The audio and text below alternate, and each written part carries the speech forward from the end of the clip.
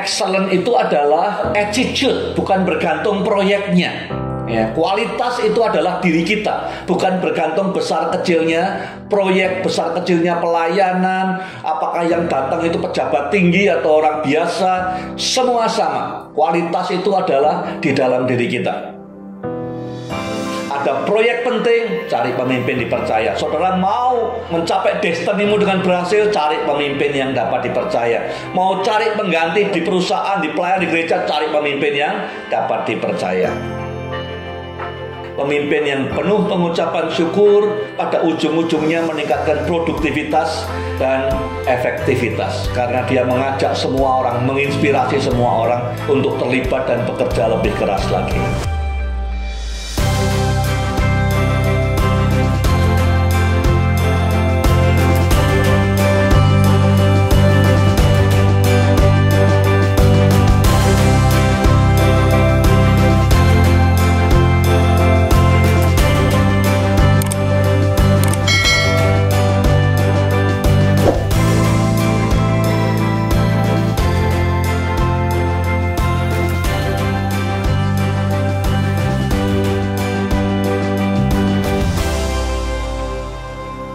Saya beri judul Lukas 16 dan 17 ini The Incredible Power of Gratitude. Sebelum bahas gratitude, saya akan bahas trustworthiness, dipercaya. Saya ingin bersaksi sedikit. Dulu saya pernah melayani di Yayasan Sangkakala di Semarang. Pada tahun 78 bulan Desember mereka mengeluarkan newsletter, berita kepada semua pendukung, yang isinya berkata, tolong kita berdoa sama-sama supaya tahun 79 Tuhan mengizinkan kita semua di Yayasan Sangkakala ini untuk membawa 50 jiwa kepada Tuhan.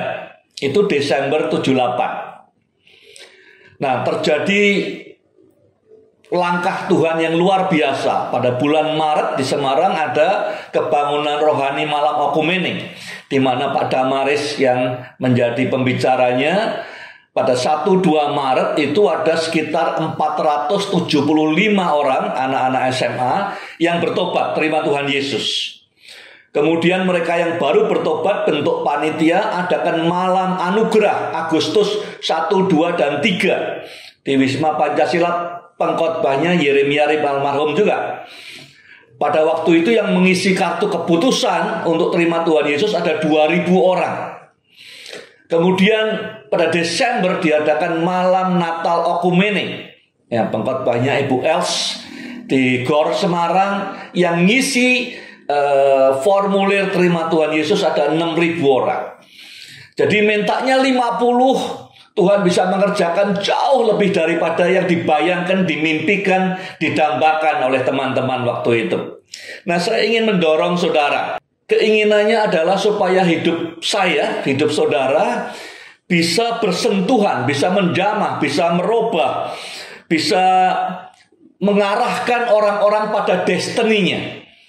Saudara mungkin tulis di kertas selama mendengarkan ini, Tuhan bicara apa, renungkan, Tuhan aku ingin hidupku ini sepanjang tahun 2003 bisa menjamah atau merubah atau menyentuh atau mempengaruhi 50 orang atau 100 orang. Ada yang mungkin berkata, aku ingin Tuhan hidupku bisa menjamah, menyentuh 1.000 orang atau 10.000 orang. Tidak ada yang mustahil bagi Tuhan. Kalau Tuhan bisa menolong kita untuk mengampuni orang yang paling sulit diampuni, Dia tentu bisa menolong kita memakai hidup kita untuk menggarami, membawa 10.000 orang, 1.000 orang, atau 5 orang pada pengenalan akan Tuhan Yesus. Jadi saya dorong selama sudah mendengarkan Bible study ini, renungkan dan katakan, Tuhan ini doaku di awal tahun, Tuhan pakai aku. Tuhan pakai hidupku tahun ini untuk bisa menyentuh entah 5 orang atau 50 atau 500, entah 5.000 orang. Tuhan, betul-betul untuk kemuliaan Tuhan. Menjamah, merubah, mengarahkan orang pada destininya dan segala macam. Baik. Jadi topiknya adalah kekuatan yang dahsyat dari hati yang mengucap syukur. Yang pertama, kalau sudah perhatikan dari 2 pasal ini ada warning, ada peringatan terhadap pemimpin-pemimpin tertentu yang waktu itu ada di sana, ya, ditegur, termasuk orang-orang Farisi yang katanya cinta uang, ya. Tapi ada 5 jenis orang yang diberi warning oleh Tuhan Yesus, dan 5 jenis pemimpin itu juga ada pada hari ini. Pemimpin macam apa saja? Yang pertama, kalau sudah perhatikan, pemimpin yang unconcerned, indifferent di Lukas 16 ayat 19 sampai 21, ya. Ini cerita tentang orang kaya dan Lazarus. Injil Lukas ini unik, satu-satunya Injil yang memberi kita jendela untuk melihat kehidupan setelah kematian, ya. Unik sekali, di Injil lain tidak ada cerita ini. Nah, kalau sudah paham ceritanya, orang Lazarus yang miskin di depan rumahnya orang kaya ini, borokan, sampai kemudian dia mati di pangku Abraham.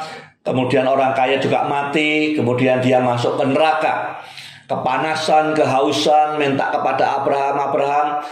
Dia ini tetap sombongnya luar biasa, tidak mau manggil Lazarus, tidak mau nyebut Lazarus. Dia ngomongnya ke Abraham, ya. Abraham, suruhlah Lazarus mencelupkan tangannya supaya aku tidak kepanasan, kehausan.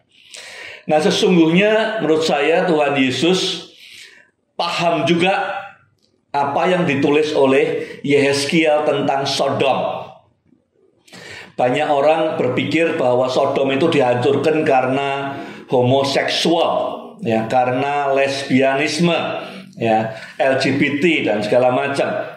Ya, mungkin memang ada dosa itu, tetapi kalau sudah membaca apa yang ditulis, analisa atau apa yang disampaikan Tuhan melalui Nabi Yehezkiel, di Yehezkiel 16 ayat 49, Yehezkiel berkata, "Lihat, inilah dosa Sodom, kakakmu yang termuda itu. Nomor 1, kecongkakan. Nomor 2, makanan yang berlimpah-limpah dan foya-foya, kesenangan hidup ada padanya dan anak-anaknya perempuan. Tapi dia tidak peduli, tidak menolong orang-orang sengsara dan miskin." Jadi apa yang dialami orang kaya itu separah dosanya Sodom. Ya, dia punya banyak hal, dia kaya, tiap hari dia dikatakan bersuka cita dengan kekayaannya, dengan kemewahannya, pesta makan minum, di depan pintunya ada Lazarus yang sakit, yang miskin, makan dari makanan yang tercecer di lantai. Dia tidak berbuat apa-apa sepanjang hidupnya. Mungkin 40 tahun, mungkin 80 tahun, kita tidak tahu, ya. Jadi saya pikir, kenapa sih orang kaya ini, salah apa dia masuk neraka? Kenapa Lazarus di surga? Karena ini dosanya Sodom, ya. Sodom hancur, habis, tidak ada sisanya karena kesalahan ini, ya. Congkak, ya, tadi dikatakan sudah sampai neraka aja tidak mau minta tolong sama Lazarus, ngomongnya sama Abraham. Dan kedua, dia punya makanan yang berlimpah-limpah, ya, kesenangan, foya-foya, nikmati hidup dia dan anak-anaknya perempuan, tapi tidak menolong orang-orang sengsara dan orang miskin. Jadi Tuhan peringatkan lewat cerita ini. Warning nomor 1, ya, ini dosanya Sodom, ya. Ya, orang bisa berpikir, ini kan aku harta-hartaku sendiri, aku kerja keras dan segala macam. But semua yang baik itu datangnya dari Tuhan. Ya, kita lahir tidak bawa apa-apa, pulang juga tidak bawa apa-apa. Nomor 2, pemimpin apa yang di warning oleh Tuhan lewat Lukas 16? Itu pemimpin-pemimpin yang cinta uang, ya. Uang itu adalah hamba yang baik. Untuk pelayanan bisa, untuk nolong orang miskin bisa, untuk kesejahteraan orang banyak bisa, untuk membangun hubungan bisa. Tapi kalau uang sudah menjadi majikan, hidup saudara hancur. Dikatakan bahwa orang-orang Farisi itu pecinta uang, hamba uang, ya. Dari uang tidak dosa, tapi akar semua dosa adalah mencintai uang lebih daripada yang lain-lain. Yang ketiga, pemimpin macam apa yang ditegur oleh Tuhan Yesus? Di pasal 17 adalah pemimpin yang menyesatkan, menjadi batu sandungan. Saya sejak bertobat hari pertama saya berdoa, Tuhan, saya tentu saja jalannya masih jauh untuk mencapai kesempurnaan, tapi saya minta satu, jangan sampai saya jadi batu sandungan buat siapapun juga. Jangan sampai oleh karena hidup saya, omongan saya membuat orang lain tersesat. Ya, jadi pemimpin itu harusnya melindungi yang lemah, bukan menghancurkan yang lemah. Pemimpin itu harusnya melindungi anak-anak. Orang yang yang punya anak, mau jadi parent, mau jadi orang tua, parenting, ya, itu bukan untuk orang-orang pengecut yang memanfaatkan, menyesatkan anak. Parenting itu adalah langkah courageous, memuridkan di dalam keluarga, ya. Yang keempat yang Tuhan peringatkan adalah ungrateful leaders. Cerita tentang 10 orang kusta yang disembuhkan Tuhan. Yesus bertanya, mana 9 orang tadi? Kenapa hanya 1 orang asing, orang Samaria yang secara derajat paling rendah, yang dianggap paling tidak rohani, justru mengucap syukur? Mana orang-orang lain yang katanya rohani tapi tidak mengucap syukur, orang-orang Yahudi tadi, ya. Jadi orang yang tidak mengucap syukur itu biasanya ada arogansinya, merasa bahwa aku layak menerima ini, aku pantas menerima ini. Dan yang kelima, di bagian terakhir daripada pasal 17, ya, yang diperingatkan Tuhan adalah pemimpin-pemimpin yang tidak bisa membaca tanda-tanda zaman, kemudian dikejutkan oleh kedatangan hari Tuhan. Kok bisa tidak bisa membaca itu artinya apa? Artinya dia tidak punya kerinduan sama sekali kapan Tuhan akan datang, ya. Dia tidak mikir bahwa Tuhan bisa datang hari ini atau besok. Dia tidak mikir, aduh, kapan ya bisa ketemu Tuhan muka dengan muka, ya. Tidak pernah terpikir kapan kedatangan Tuhan. Dia sudah, ya, gereja udah nunggu 2000 tahun Tuhan tidak datang, jadi mungkin tidak usah nunggu lagi. Ini pemimpin-pemimpin yang diingatkan Tuhan, ya. Hari Tuhan datang seperti pencuri. Pertanyaan buat saudara, apakah saudara merindukan Tuhan segera datang? Atau saudara tidak pernah berpikir, seminggu terakhir pernah tidak berpikir, Tuhan, kapan Tuhan datang? Apakah besok atau lusa atau minggu depan? Apa kita rindu nggak Tuhan segera datang sebagai Raja? Renungan 45 detik. Ya, saudara renungkan, bisa tulis di kertas atau di mobile phone saudara. Apakah ada pemimpin atau teman yang saudara kenal secara pribadi, ya, bukan hanya tahu, kenal secara pribadi. Mungkin anggota keluarga, family, kakak, adik, siapapun juga yang memiliki salah satu dari 5 masalah ini. Apakah dia hamba uang, ataukah dia tidak care, peduli dengan anak-anak atau anak-anaknya sendiri, melukai mereka, atau dia mungkin punya banyak harta, bersenang-senang, ya, bisa berfoya-foya tapi tidak peduli orang miskin, orang sengsara. Adakah orang yang sudah kenal secara pribadi yang punya masalah dengan 1 atau 2 dari 5 hal ini? Kalau ada, Tuhan ingatkan namanya, tulis namanya. Maukah saudara berdoa saat ini juga, berdoa untuk orang ini supaya disadarkan Tuhan? Yang ketiga, berdoa minta diberi keberanian, diberi kesempatan oleh Tuhan untuk mengingatkan atau memperingatkan mereka sebelum terlambat. Silakan.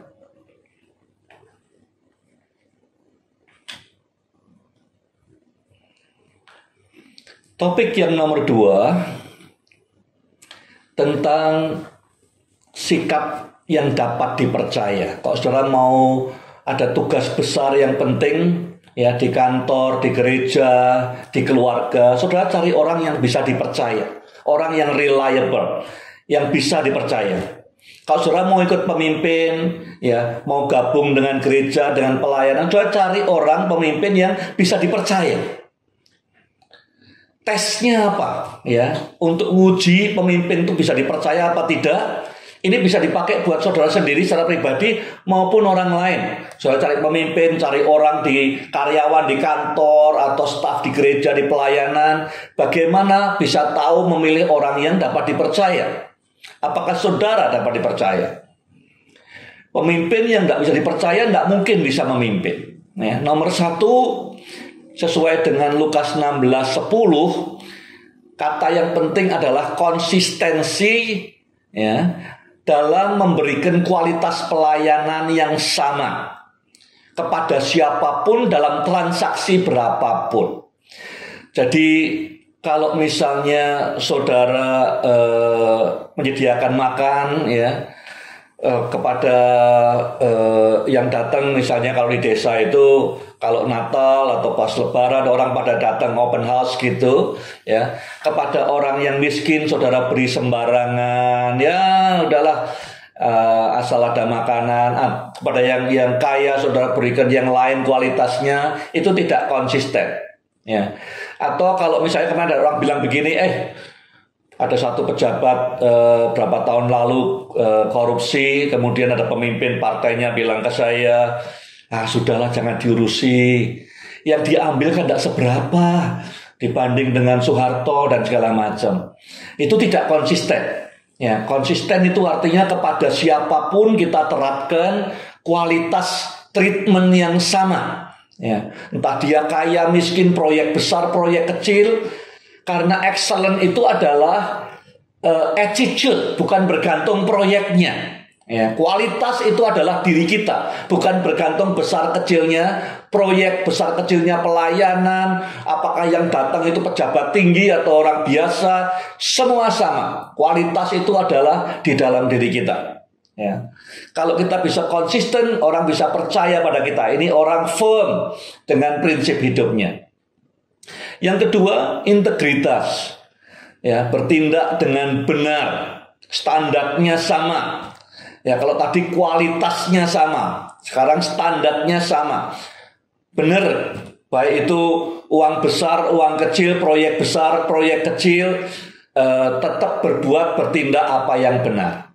Ya, jangan sampai uang kecil kita tidak ambil, uang besar kita ambil dan sebaliknya. Jadi yang nomor dua, ujiannya adalah ujian apakah kita bertindak benar sama dalam setiap kasus, besar atau kecil. Itu integritas, ya. Nomor tiga, itu soal stewardship. Jadi memberikan perawatan yang terbaik kepada barang milik orang lain yang dipercayakan pada saudara, seakan-akan itu barang saudara. Jadi kalau ada orang dipinjemin sepeda motor, pulang, kalau ini orang bisa dipercaya, ya, dia akan kembalikan sepeda motor dalam keadaan yang lebih bersih, lebih baik daripada waktu dia pinjam. Kalau dia mulangkan dalam keadaan yang kotor, dia tidak pantas punya sepeda motor sendiri. Ya, kadang-kadang kita punya mental itu bukan mental stewardship yang baik, ya. Kalau itu uang negara, uang perusahaan, kita semau-maunya, ya. Saya dulu di orientasi di Compassion, saya tanya, kita kalau pergi nginep di hotel seperti apa? Jawabannya adalah, kalau kamu dengan uangmu sendiri milih hotel seperti apa, ya, nah kamu boleh pakai dananya Compassion untuk hotel yang seperti itu. Jangan sampai kita kalau dengan uang sendiri kita pakai hotel yang paling murah, dengan uang perusahaan, uang organisasi, uang gereja kita pakai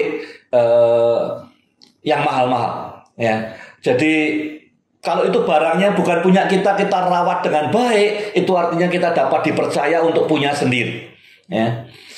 Yang nomor 4 adalah bagaimana kita jujur mengelola keuangan. Uang itu hal yang paling sederhana, ya. Kita kehilangan uang, kita bisa cari lagi. Kita kehilangan waktu, kita tidak bisa cari lagi. Ya, uang itu aset yang paling sederhana di bumi ini. Tapi banyak kali orang gagal di sini. Kalau orang gagal mengelola keuangan, dia tidak bisa mengelola hal-hal rohani yang lain. Ya, biasanya dulu di banyak gereja yang jadi bendahara orang-orang yang paling punya banyak resources, yang kaya. Tapi harusnya yang jadi bendahara adalah orang yang paling bisa mengelola keuangan. Ya, orang yang paling bisa dipercaya dengan keuangan baru bisa jadi pendeta, bisa jadi hamba Tuhan, bisa jadi pemimpin yang baik. Ya, jadi ujian paling dasar, bisa tidak kita dipercaya dengan uang yang paling kecil? Kalau bisa, ya kalau uang paling kecil aja kita sembrono, dipercaya jemaat ya sulit. Ya. Ada 7 ciri-ciri pemimpin yang dapat dipercaya.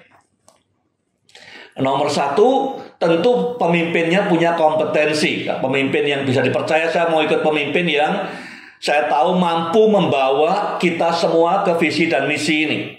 Jadi kompetensi penting. Banyak orang berkata, kompetensi nggak penting, yang penting setia. Setia ya penting, tapi kompetensi juga penting. Namanya pemimpin, kita cari pemimpin yang kompeten, yang mampu, yang bisa membawa kita kepada destiny, pelayanan kita, hidup kita. Yang kedua, integritas. Ya. Jadi jika orang yang sudah pimpin tidak dapat mempercayai karakter kejujuran saudara dalam hal-hal kecil, bagaimana mereka bisa ikut saudara? Jadi kalau yang pertama tadi, orang yang sudah pimpin percaya tidak kemampuan saudara, bahwa bersama Tuhan saudara bisa selesaikan tugas ini. Yang kedua ini, percaya tidak dengan karakter saudara. Ya, orang yang dapat dipercaya punya integritas. Yang ketiga itu rasa aman. Ya, jadi pemimpin yang bisa dipercaya biasanya punya rasa aman yang baik, yang sehat. Ya, rasa percaya diri yang sehat.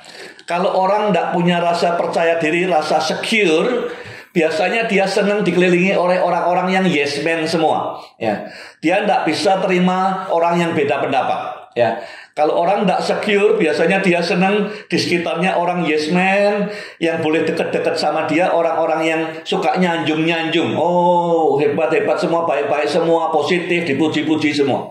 Ya, jadi orang yang seperti ini itu sulit diandalkan untuk dapat dipercaya. Orang yang bisa dipercaya tidak harus mengelilingi dirinya dengan yes man atau penjilat-penjilat kosong. Nomor 4, pemimpin yang bisa dipercaya itu otentik. Ya, artinya ya apa adanya.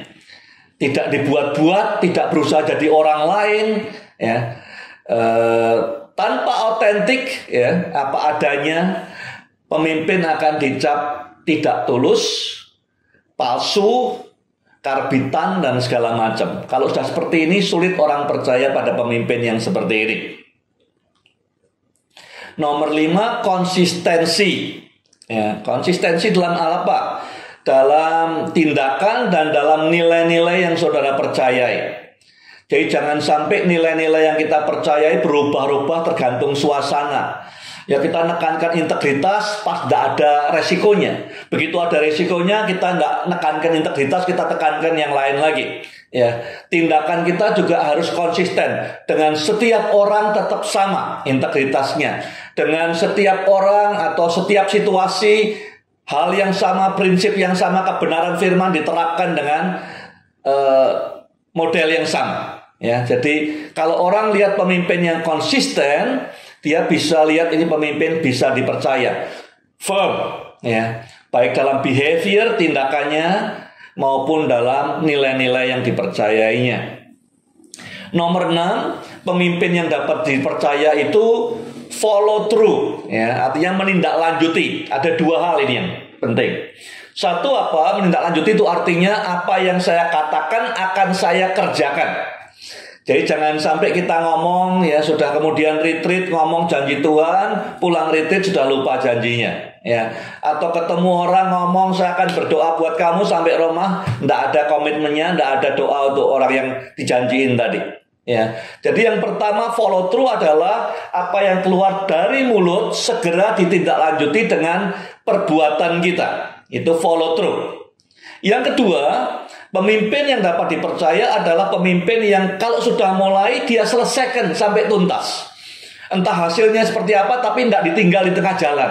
Ya. Kemudian cari yang lain lagi, cari hiburan yang lain lagi, mainan yang lain lagi. Jadi follow through bisa punya dua arti. Satu, kalau kita sudah ngomong diikuti dengan tindakan, follow through. Ya. Yang kedua, kalau kita sudah mulai, kita selesaikan, ada closure-nya. Mau berhasil, mau tidak, mau belajar apa, tetap diselesaikan sampai ujungnya, tanggung jawab. Ya. Kalau mau nyoba lagi, ya nyoba lagi, tidak apa-apa. Tetapi jangan ditinggal tengah jalan, tahu-tahu tidak jelas di mana barangnya. Yang terakhir, pemimpin yang dapat dipercaya, itu share credit, take the blame. Artinya apa? Kalau pemimpin ini mencapai keberhasilan, pelayanannya, kerjanya di kantor, di perusahaan, atau apapun juga, ya, maka dia akan membagi kreditnya kepada orang-orang yang dipimpinnya. Dan berkata, ya, yang membuat ini semua berhasil adalah orang-orang ini dengan tulus. Ya, jangan sampai dibuat-buat, jangan sampai tidak otentik, jangan sampai tidak tulus. Ya, kreditnya ditunjukkan depan orang semua yang membuat berhasil si A, si B, si C, si D. Tapi kalau yang kita kerjakan gagal, ada salahnya. Pemimpin berkata, saya pemimpin, saya bertanggung jawab. Ya, nanti saya akan kalau ada yang rugi saya ganti rugi, akan saya perbaiki, saya akan belajar supaya ke depan tidak salah lagi. Kalau ada 7 traits atau ciri-ciri pemimpin, ya ini pemimpin yang dapat dipercaya.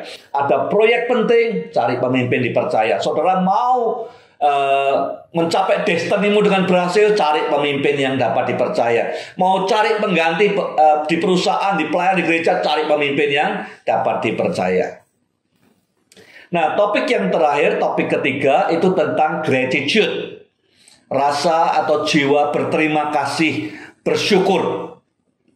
Jiwa jiwa bersyukur atau berterima kasih itu tidak ditentukan oleh keadaan kita. Oh, pas kita terima sesuatu kita ngucap syukur, terima berkat kesembuhan ngucap syukur, tidak terima tidak ngucap syukur, bukan begitu. Ya, jiwa yang gratitude, hati yang mengucap syukur itu adalah cara kita memandang dunia. Ya. Kita memilih memandang dunia, sesungguhnya kita ini lebih parah daripada gombal amoh, gitu kata Yesaya ya. Dalam keadaan dosa kita itu kita lebih parah, tidak layak dikasihi, tidak layak ditolong, apalagi sampai Yesus mati di kayu salib menyelamatkan kita. Kita tidak layak. Artinya semua yang datang dalam kehidupan kita itu anugerah, itu pemberian. Itu kita syukuri. Ada teman satu yang mau jalan sama kita, ada orang yang senyum sama kita, ada ibu kita yang melahirkan kita, sakit, menderita supaya kita lahir di dunia ini. Semua itu tidak ada satupun yang kita layak terima, tapi semua kita terima. Maka sikap hidup kita adalah mengucap syukur, karena tidak ada satupun yang buat kita ini deserve. Ya. Jadi sikap hidup bersyukur itu adalah semua yang datang dalam kehidupan, lewat dalam kehidupan kita syukuri, karena kita tidak layak satupun daripada itu. Dan gratitude ini powernya luar biasa. The incredible power of gratitude. Kekuatan yang dahsyat daripada hidup yang mengucap syukur. Yang pertama, kalau sudah punya sikap hidup mengucap syukur, ya, mengucap syukur menolong saudara untuk bisa melihat Tuhan. Ya, melihat Tuhan. Karena Tuhan kerjakan semua ini. Ya, kok bisa Tuhan itu sabarnya dengan saya, berkali-kali salah, tetap dikejar sama Tuhan. Ya, saudara bisa melihat Tuhan dengan hati yang mengucap syukur, bisa natap wajahnya Tuhan. Luar biasa Tuhan ini. Dalam mengucap syukur, saudara bisa lihat Tuhan. Yang kedua, rasa syukur itu akan meningkatkan, menambahkan self-esteem, harga diri saudara. Karena harga dirimu bukan lagi bergantung pencapaianmu. Kau berhasil, harga dirimu naik, gagal, turun lagi, ya, dipuji orang naik lagi, dikritik orang turun lagi. Bukan begitu. Tapi sekarang bahwa semua Tuhan yang luar biasa itu memberi kesempatan sudah mengalami semua ini. Harga dirimu ada pada Tuhan. Karena semua anugerah yang sudah terima. Jadi harga diri atau self-esteem terangkat pada saat kita menjalani hidup yang penuh pengucapan syukur. Kita mengucap syukur, kita tidak layak menerima semua ini. Maka harga diri kita bukan bergantung pada pencapaian kita, tapi kepada kemurahan Tuhan. Yang ketiga, ini hasil penelitian di Harvard, ya. Kalau kita ini punya hati yang ucap syukur, kita tidak mungkin komplain, tidak mungkin demanding, ya. Orang yang ucap syukur, kansnya lebih kecil untuk hatinya gelisah selalu dan dilanda depresi. Ini sudah hasil riset klinis psikologi, ya, di Harvard. Dikatakan bahwa kalau kita menghidupi hidup yang mengucap syukur, kesempatannya untuk hidup yang anxiety, yang gelisah terus, tidak khawatir, tidak bisa tidur itu kecil kemungkinannya, ya. Dan depresi juga kecil kemungkinannya. Keempat, biasanya pemimpin itu akan efektif kalau orang-orang yang dia pimpin respect pada dia. Nah, tapi pemimpin yang baik, dia tidak demand.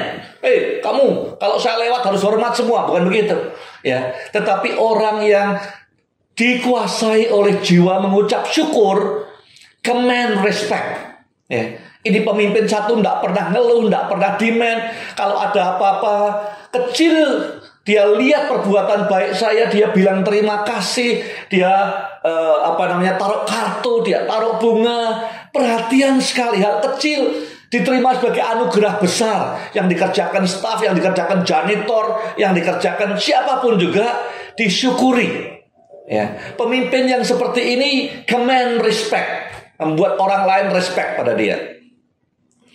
Yang nomor 5, pemimpin yang mengucap syukur, hatinya dipenuhi ucapan syukur, biasanya dipercaya oleh orang yang dia pimpin. Baik itu karyawannya, stafnya, maupun teman-teman, koleganya, teman-teman pelayanan yang lain, percaya ini orang dalam segala keadaan mengucap syukur. Karena dia sadar hidupnya semestinya adalah 0, kosong, bahkan tidak kosong, minus, ya. Lebih buruk dari Gombalama sekalipun, tapi Tuhan selamatkan. Yang keenam, yang terakhir, pemimpin yang penuh pengucapan syukur, ya, jiwanya mengucap syukur, itu biasanya menginspirasi orang-orang sekitarnya untuk engage, untuk terlibat, tidak hanya dari penonton, dan bahkan berusaha lebih. Nah, kalau staf kita, karyawan kita di kantor, jemaat kita di gereja terinspirasi, pemimpinnya mengucap syukur dalam segala hal, ya, tidak komplain, tidak demanding, terima kasih pada jemaatnya dengan tulus hati, hal-hal kecil, ya, dengan sungguh-sungguh kita terima kasih.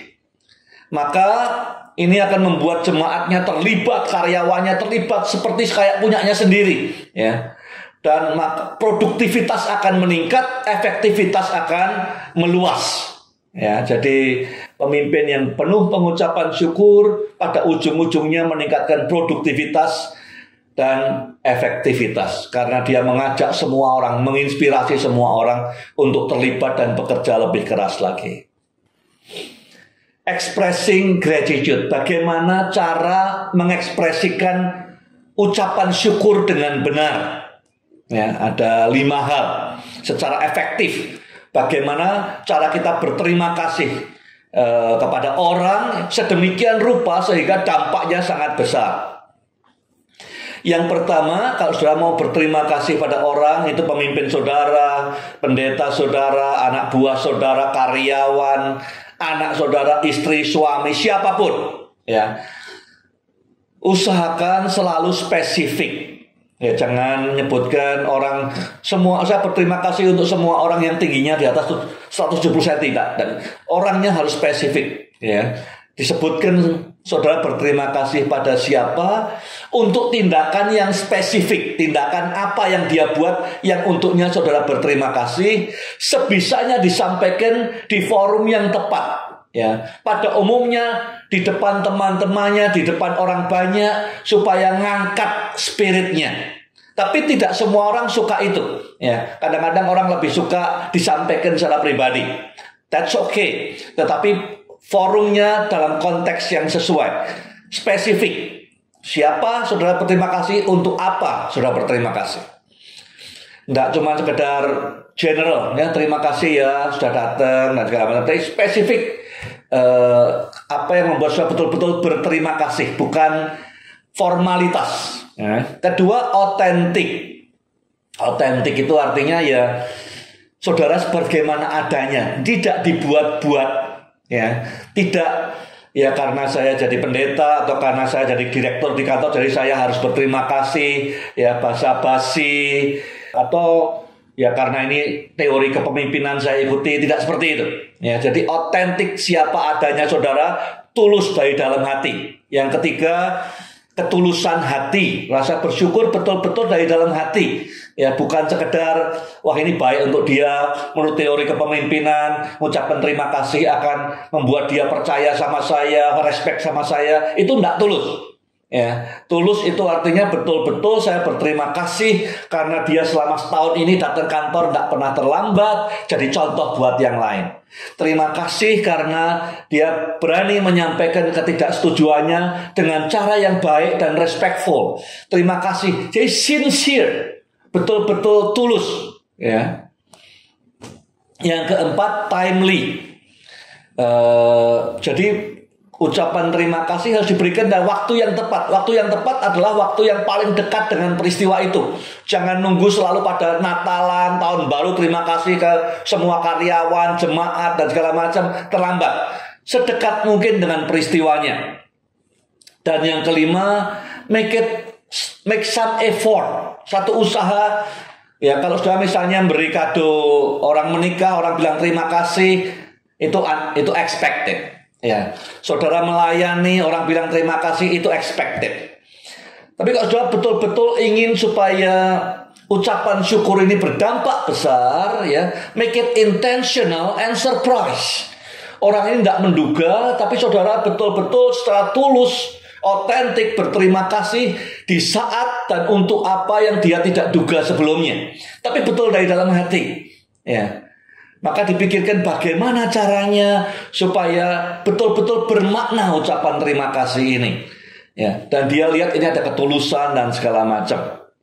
Kapan terakhir kali saudara mengungkapkan rasa terima kasih kepada seseorang di mana hal itu tidak diduga sama sekali oleh penerimanya? Ya, saudara betul-betul membuat dia surprise, kejutan kepada penerimanya, dan memberi makna yang dalam bagi dia.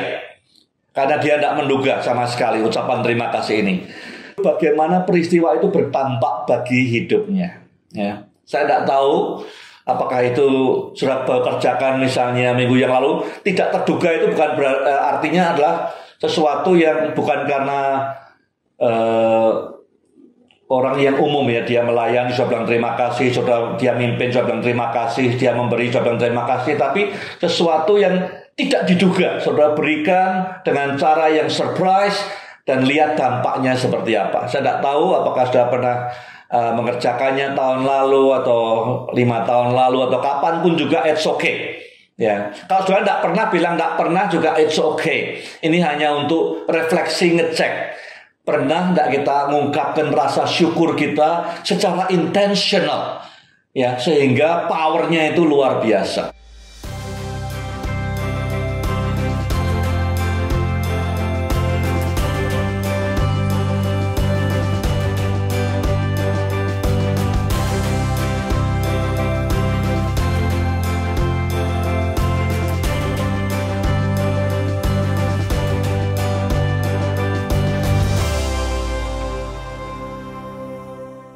Gratitude atau jiwa yang penuh ucapan syukur itu akan membentuk sikap hati kita, ya, atau attitude kita. Dan attitude kita itu akan mendefinisikan ketinggian terbang kita. Ya, jadi jiwa yang ucap syukur itu akan berdampak kepada membentuk sikap hati kita, attitude kita.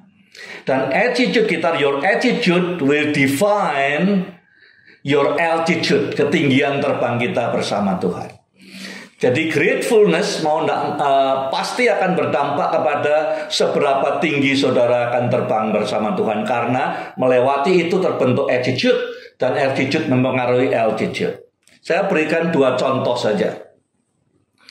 Yang pertama, gratitude itu adalah bahan bakar untuk generosity. Ucapan terima kasih itu merupakan bahan bakar, fuel untuk generosity. Ya, ingin beri orang lain. Andy Stanley di North Point, pendeta di Amerika, berkata, nothing, tidak ada yang mampu mengobarkan kemurahan hati atau generosity lebih daripada hati yang mengucap syukur. Jadi kalau saudara ingin jemaat saudara, keluarga saudara, anak saudara, teman pelayanan menjadi generous, extreme generosity, orang yang generous itu tidak bisa korupsi. Ya, karena dia inginnya beri, berkorban untuk orang lain. Caranya gimana? Ya, melalui hati yang mengucap syukur. Hati yang mengucap syukur menghasilkan hati yang generous. Yang kedua, gratitude atau ucapan syukur itu menetralisir anger dan jealousy, kemarahan dan iri hati atau dengki. Jarang sekali orang yang hatinya mengucap syukur kemudian marah-marah, itu jarang sekali. Nggak pernah ketemu saya. Saya juga nggak ketemu orang yang sukanya marah-marah, komplain, tapi punya hati yang mengucap syukur. Nggak ada. Ya, tapi kalau hatinya mengucap syukur, maka semua anger, kemarahan, ini kan attitude. Anger itu bukan sekedar behavior. Anger itu attitude, sikap hidup. Ya. Ada orang yang mungkin senyum sana, senyum sini, ya, tapi di dalam hatinya itu angernya banyak sekali. Begitu kesentil sedikit, udah kayak bom meledak kemana-mana. Ya, jealousy juga seperti itu. Jealousy itu bukan soal behavior, tapi soal sikap hidup. Ya, saudara mungkin punya banyak hal, punya segala-galanya yang orang lain punya, tapi tidak akan nyetop jealousy karena itu sikap hidup. Ya, tapi yang bisa mengalahkan jealousy atau iri hati, dengki dan kemarahan itu gratitude. Saya ketemu banyak orang Kristen, orang melayani, kelihatannya senyum, kelihatannya manis, tapi dalamnya ada membara anger sejak kecil, marah pada orang tua, marah kepada Tuhan, marah kepada keadaan dan segala macam. Hanya gratitude yang sungguh-sungguh, yang tulus, yang otentik, memadamkan, mengalahkan sikap hidup yang anger dan sikap hidup yang jealous, iri hati. Jealous itu tidak ada habisnya. Ya, semua akan saudara iri hati, punya segala macam. Anger juga sama. Ya, bukan soal disalahi orang. Anger itu ya bukan angry-nya, tapi anger, kemarahan di dalam ini, kesentil sedikit sudah kapan saja bisa keluar, kayak gunung meledak begitu. Nah, saya mau ajak saudara untuk masuk Gratitude Week. Ya, ini weeknya kita luncurkan week pertama, ya kita lewati setelah Kamis pertama ini untuk Gratitude Week. Tapi saya berharap saudara ini merupakan awal dan kita teruskan sepanjang 2023. Ditulis, ya. Mulai belajar sama-sama kita. Buat daftar dari orang-orang yang kepadanya saudara seharusnya ngucap syukur, terima kasih. Tetapi saudara belum pernah mengungkapkan terima kasih saudara secara sungguh-sungguh, ya, secara jelas dan secara bermakna, meaningful. Mungkin itu kepada ayah saudara.